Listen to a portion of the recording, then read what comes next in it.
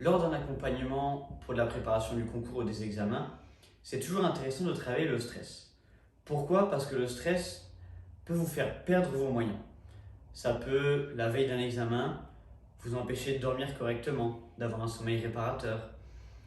Le stress, ça va également, sur le moment de l'examen, vous faire perdre vos moyens. Ça peut créer un trou noir, des oublis, des bégaiements lors d'un oral. Donc pour ça, c'est intéressant de travailler le stress. Mais au fait, c'est quoi le stress? Le stress a été défini selon deux chercheurs, Lazarus et Folkman, comme un déséquilibre entre l'exigence de la tâche et la perception de vos ressources. On peut le voir comme une balance. Les anciennes balances où il faut mettre un poids d'un côté et le même de l'autre pour que cette balance soit à l'équilibre. D'un côté de la balance, on va venir mettre les exigences de la situation. Est-ce que on demande énormément de connaissances théoriques? Est-ce qu'on vous demande de bien parler à l'oral? Les différentes demandes de la situation.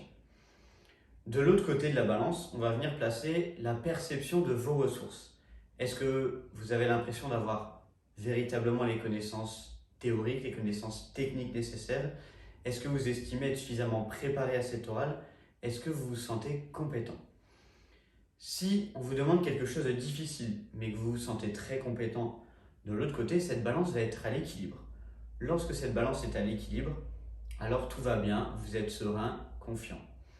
En revanche, si la situation est très difficile et que vous avez l'impression de manquer de ressources, manquer de compétences, alors cette balance va être déséquilibrée.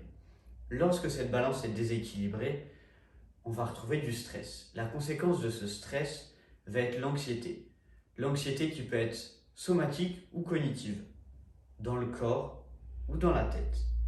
L'anxiété cognitive, ça va être ce qui va vous empêcher de dormir la veille, des pensées récurrentes, des ruminations. Le jour de l'examen, ça va être perte de concentration plus facilement. Vous allez peut-être bégayer, vous allez avoir des trous noirs, des oublis. L'anxiété somatique, elle, ça va être le cœur qui bat plus vite, des tensions musculaires. Et finalement, c'est ce qui va faire, ce sont ces conséquences-là qui vont faire que vous allez perdre vos moyens et qui vont peut-être faire que vous allez rater votre examen à peu de choses près.